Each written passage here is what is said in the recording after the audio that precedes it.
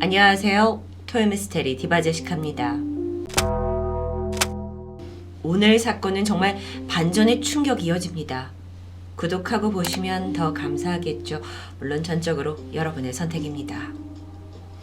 미국 미시간주 디트로이트에서 북쪽으로 약 1시간 거리에 위치한 작은 농촌 마을 아마다.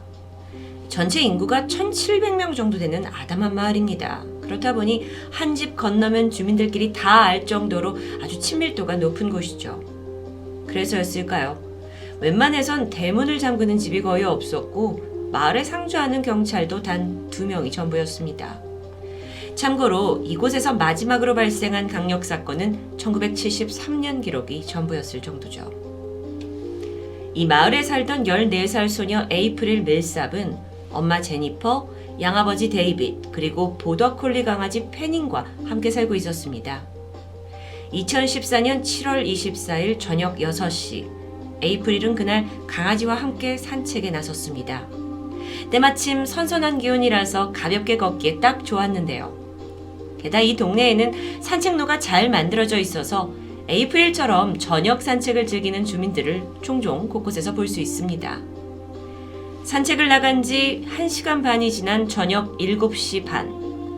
평소 같으면 집에 왔을 에이프릴이 전화도 받지 않고 연락이 안 되자 엄마는 슬슬 걱정이 되기 시작했습니다. 그래서 딸 친구들에게 연락을 돌리게 되는데 그 중에는 딸의 남자친구인 오스틴도 있었죠. 전화해보니까 오스틴은 친구들과 함께 있다면서 엄마의 연락을 받고서야 에이프릴에게서 온 문자를 확인합니다. 내용을 보니까 나 지금 막 납치당할 뻔했어 라는 에이프릴의 문자가 남겨져 있었어요. 발신 시간은 저녁 6시 28분. 심상치 않았죠. 그래서 바로 전화를 걸었는데 음성으로 넘어갈 뿐 아무런 대답은 없습니다. 같은 시각 에이프릴이 지나간 산책로에서 자전거를 타고 있던 부부가 이상한 장면을 목격합니다. 보더콜리 강아지 한 마리가 혼자 떠돌면서 시끄럽게 짖고 있는 겁니다. 목줄이 채워져 있어요. 그런데 주인이 보이지 않았는데요. 걱정이 된 부부가 가까이 다가가는데 강아지가 이 부부를 막 돌아보면서 그들을 어딘가로 이끄는 듯한 느낌을 받았습니다. 결국 부부가 강아지를 따라 나섰고 그렇게 도달한 곳에 머지않아 한 여성의 시신을 발견합니다. 14살 에이프릴이었죠. 강아지는 그녀의 반려견 펜이었습니다. 잠시 후 911이 출동했고 보니까 이미 사망한 에이프릴의 옷은 찢어져 있었습니다. 머리에는 단단한 무언가로 내리친 듯 상처를 통해 많은 피가 흐르고 있었죠. 부검을 해보니까 사인은 질식사였습니다. 누군가 발로 그녀의 목과 가슴을 강하게 압박했던 정황이 드러나는데요. 특히나 목에는 범인의 것으로 보이는 운동화 자국이 남겨 있었죠. 이 참혹한 살인사건에 평화롭던 시골 마을은 큰 충격에 빠졌습니다. 아니, 누가 도대체 14살 소녀를 이렇게 잔혹하게 살해한 걸까요? 그 충격과 반전의 전말이 이제부터 밝혀집니다. 가장 처음 유력한 용의자로 떠오른 건 에이프릴의 남자친구 오스틴이었습니다. 하필 여자친구 문자를 1시간 넘도록 보지 못했다는데 이게 영 수상했던 거죠. 오스틴은 친구와 놀다가 바빴다라고 설명을 했는데 실제로 조사 결과 식당 CCTV에서 그 모습이 포착되면서 알리바이가 성립됩니다. 거짓말 테스트도 문제없이 통과했고 결국 수사선상에서 제외돼요. 그런데 이 사건은 용의자를 특정하는 데 상당한 어려움이 있었습니다. 사건 현장 그리고 피해자의 몸에서 범인의 DNA가 전혀 검출되지 않았기 때문이죠. 목과 가슴을 압박했지만 지문 이게 남아있지 않아요. 오직 발자국뿐이었어요. 그래서 경찰은 작은 증거라도 확보하기 위해 에이프릴의 소지품을 찾는 데 주력했죠. 그리고 마침내 이 시신이 발견된 지점에서 1.6km 떨어진 곳에서 에이프릴의 휴대전화를 발견하게 됩니다. 근데 마침 그때 전화가 낙엽 안에 숨겨져 있었어요. 범인이 일부러 이렇게 둔 거죠. 그렇다면 이 안에 뭔가 결정적인 단서가 있지 않을까요? 경찰은 에이프릴의 통화 기록, 문자 내역 다 꼼꼼히 살폈습니다. 아내는 남자친구와 주고받은 문자 외에 사실 특별히 의심할 만한 정황은 발견되지 않았는데요. 그래도 포기하진 않았습니다. 계속 핸드폰을 들여다보던 경찰이 문득 한 어플에 주목하는데 그건 스포츠 러닝 앱입니다. 운동을 즐겨 하시는 분이라면 익숙할 수도 있는데 이게 GPS를 이용해서 사용자의 러닝 코스, 또 스피드, 타임라인을 자동으로 기록해주는 어플이었죠. 불행 중 다행으로 에이프릴이 산책을 갈 때 이 앱을 켜뒀고 이게 자동으로 실행이 되고 있었던 겁니다. 이 어플 기록을 살펴보니까 저녁 6시쯤 집을 나선 후 에이프릴은 시속 1.6km 속도로 산책을 즐겼습니다. 아주 빠른 속도는 아닌 거죠. 그리고 6시 20분쯤 기록상 걸음이 눈에 띄게 빨라진 게 포착됩니다. 그리고 그때로부터 8분 후에 에이프릴이 남자친구에게 내가 납치당할 뻔했다라는 문자를 보낸 정황이 딱 일치했죠. 즉 그녀가 어떤 위협을 느꼈고 누군가를 따돌리기 위해 걸음을 서둘렀다고 추정됩니다. 문자를 보낸 직후 기록상 그녀는 산책로에서 방향을 틀어서 다시 집 쪽으로 향했습니다. 하지만 얼마 후인 6시 35분 GPS상 같은 자리에서 격렬한 움직임이 관찰되었죠. 바로 이때 무슨 일이 벌어진 게 틀림없습니다. 그런데 사망 추정 시각 이후에도 어플은 계속해서 움직임을 포착했습니다. 범인이 에이프릴의 핸드폰을 챙겼기 때문이죠. 속도를 보니까 시속 32km. 이건 사람이 달릴 수 있는 스피드가 아닙니다. 즉 걸어간 게 아니라 차나 오토바이를 이용한 흔적이었죠. 이건 엄청난 단서가 될 수 있습니다. 다음으로 경찰은 구글 맵에 기록된 범인의 이동 노선을 추적하게 되는데 그 결과 길에 버려진 에이프릴의 가방을 발견합니다. 정말 스릴 넘치는 추적이죠.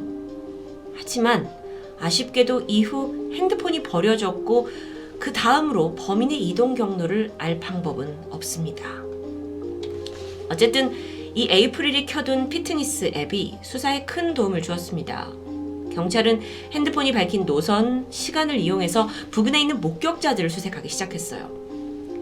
워낙 작은 마을이잖아요. 그래서 이미 주민들의 관심이 초집중된 상태였고 이때 들어온 제보만 1000건에 달했습니다. 물론 허위 제보도 있었지만 다행히 유의미한 몇 명의 목격자를 추려내는데 성공합니다. 말을 들어보니까 이들이 공통적으로 뭐라고 하냐면 하얀색과 파란색이 섞인 오토바이를 타고 가던 남자를 떠올립니다. 이 오토바이를 다들 이렇게 유독 기억하고 있는 데는 이유가 있는데 원래 이 산책로에 오토바이 진입이 불가능하기 때문입니다. 주민 한 명은 뭐라고 하냐면 어떤 남자가 에이프릴로 보이는 어린 여성과 말다툼을 하고 있었다라는 것까지 말했고요. 또 다른 목격자는 그 낯선 남자가 오토바이를 숲속에 세워두고 몸을 떠는 것 같았다라고 진술합니다. 경찰은 이 목격자들의 증언을 조합해서 남자의 몽타주를 만들었습니다. 여기에 더해 부검 결과를 종합해 본다면 용의자는 자신이 쓰고 있던 헬멧으로 에이프릴의 머리를 강하게 내려친 후 정신을 잃은 그녀를 길가에 끌어내 강간을 시도한 듯 보였죠. 이후 그녀를 버려둔 채 오토바이를 타고 유유히 현장을 떠난 겁니다. 그러다 중간에 핸드폰을 버린 거고요. 한편 계속 어플 기록을 추적하던 경찰은 오토바이가 이동했던 노선 중 CCTV가 있는 도로를 찾아냅니다. 딱 보니까 그날 6시 49분에 오토바이를 쓴 사람이 포착이 돼 있어요. 근데 아쉽게도 헬멧을 쓰고 있었기 때문에 정확히 얼굴을 식별할 수는 없었습니다. 끈질긴 수사는 계속됩니다. 그리고 신이 도왔던 걸까요? 경찰 한 명이 우연히 근무를 끝내고 집에 가던 중에 딱 길가에 서 있는 하얀색과 파란색이 섞인 오토바이 한 대를 발견한 겁니다. 이게 목격자들이 말했던 거와 아주 유사했어요. 그는 바로 이게 세워진 집 대문을 두드렸죠? 집주인이 나오더니 이 오토바이가 친구 건데 잠시 맡기고 간 거다 라면서 주인의 정보를 줍니다. 그렇게 알아낸 소유자는 제임스 벤 칼리즈. 아마다 마을에서 1시간 정도 떨어진 곳에 여자친구와 함께 살고 있었고 3살짜리 아들이 있는 32살의 남성이었죠. 우선 경찰은 제임스의 집을 방문합니다. 그리고 몇 가지 질문을 하게 되는데 제임스가 경찰 조사에 아주 협조적인 태도를 보였어요. 살인사건 당일 자신이 아마다 마을 산책로를 지나갔다라는 것도 순순히 진술합니다. 동생이 그 마을에 살고 있다고 하는데요. 자기는 6시쯤 도착을 해서 8시까지 2시간 정도 머물다가 떠났다라고 설명했죠. 경찰이 또 다른 질문을 던졌습니다. 그날 무슨 신발을 신으셨죠? 제임스는 흔쾌히 운동화를 보여줍니다. 우선 에이프릴의 부검에서 발견된 발자국, 그건 나이키 조던 운동화였습니다. 하지만 제임스가 보여준 건 전혀 다른 브랜드였죠. 결국 경찰은 물증을 찾지 못한 채 그의 집을 떠나고 말았습니다. 하지만 어딘가 찜찜한 느낌은 쉽사리 가시지 않는데요. 다음날 경찰이 다시 제임스를 찾아갔고 이 알리바이를 좀 더 확실하게 입증하기 위해서 진술서를 좀 써달라라고 요청하게 되는데 이날 제임스는 웬일인지 바쁘다 하면서 진술서를 거절합니다. 하루아침에 180도 바뀐 태도가 더 수상하죠. 사실 무엇보다도 여러분 경찰이 만들어 놓은 이 몽타주와 제임스의 외모가 상당히 유사합니다. 하지만 그것만으로 체포를 할 수는 없어요. 이후 경찰은 6시부터 8시까지 그가 어디에 있었는지 이 알리바이를 꼼꼼히 조사합니다. 그리고 마침내 사건 당일 6시에 동생 집에 있었다라는 진술이 거짓이라는 걸 밝혀내요. 어떻게 밝혀내냐면 휴대폰을 압수해서 위치 추적을 해보니까 동생 집이 아닌 사건 현장에서 꽤 가까운 주유소에 있었던 겁니다. 그 후 30분 정도 지나서 사건이 벌어졌으니까 이건 충분히 의심스러운 정황이었죠. 마침내 경찰이 수색영장을 발부받아서 제임스 집을 본격적으로 수색하는데 역시나 여기서는 증거가 나오지 않습니다. 다만 집을 둘러보던 중에 마리화나를 키우고 있었어요. 그래서 이걸 죄목으로 일단 제임스를 체포하게 되죠. 이후 본격적으로 압수한 핸드폰을 살펴보던 경찰이 동영상 하나를 찾아냅니다. 그 영상에 계속 나온 것도 아니고 아주 찰나의 순간 제임스가 나이키 조던 운동화를 신고 있는 장면이 찍혀 있었죠. 정말 너무 제가 설명하면서도 짜릿한데요. 더 살펴보니까 핸드폰에는 어린 여자를 꼬시는 법, 왜 어린 여자는 날 좋아하지 않나 같은 약간 또라이 같은 검색 기록이 남아 있었죠. 수사팀은 이런 다 증거들을 모았고 드디어 에이프릴 살인사건의 용의자로 그를 정식 기소합니다. 속 시원하게 해결될 줄 아셨겠지만 제임스 변호사 주장이 만만치 않습니다. 아니 살인을 했다는 결정적인 증거, 그러니까 뭐 현장이나 에이프릴 몸에서 DNA나 지문도 없지 않냐, 이건 무죄다 라고 강력하게 주장하는 겁니다. 검찰에서 DNA가 발견되지 않는 이유에 대해서는 그날 오토바이를 탔잖아요. 그 의상을 입었습니다. 오토바이 장갑, 헬멧, 긴팔, 긴바지 이런 걸로 다 무장한 상태였기 때문에 증거를 남기지 않을 수 있었다라고 설명했죠. 그리고 이때 제임스에게 굉장히 불리한 증언자 한 명이 등장합니다. 동거하던 여자친구 크리스탈. 사건 발생 다음 날이었어요. 새벽 3시였는데 제임스가 헬멧과 신발을 소독제로 씻어내는 모습을 목격했다고 말합니다. 또 제임스가 그날 5시에 집을 나가서 9시에 돌아왔다고 했는데 이 시간대가 범행 타임라인과 완벽하게 맞아떨어지는 겁니다. 뿐만 아니라 크리스탈은 제임스가 그날 나이키 조던 에어를 신고 있었다라는 증거로 페이스북에 올려진 그의 나이키 신발 사진까지 제출하게 되죠. 하지만 제임스는 쉽게 물러나지 않았습니다. 아무리 그래도 확실한 증거, 그러니까 살인을 했다는 확실한 증거가 없다면서 끝까지 무죄를 외쳐요. 법원은 어떻게 판결을 내렸을까요? 수많은 목격자들의 진술, 여자친구의 증언, 그리고 에이프릴의 앱이 가리키는 위치들, 핸드폰 위치 추적, 이 모든 종합적인 증거를 토대로 제임스에게 1급 살인 유죄를 판결합니다.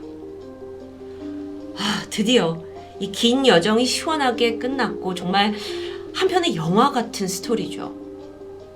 하지만 14살 소녀 에이프릴의 죽음은 가족과 친구, 이 지역사회에 큰 슬픔과 충격을 남겼습니다. 자칫 미궁으로 빠질 뻔했던 사건이 그래도 그녀가 사용했던, 켜놨던 그 스마트폰 앱을 통해서 극적으로 해결됐고, 또 상황이 이렇다 보니 언론은 에이프릴이 죽기 전 직접 자신의 살인자를 잡은 거다라고 보도하기도 했죠. 에이프릴 밀삽. 이제는 그녀가 편히 눈을 감고 영원한 안식을 취하길 바랍니다. 토요미스테리 디바제시카입니다.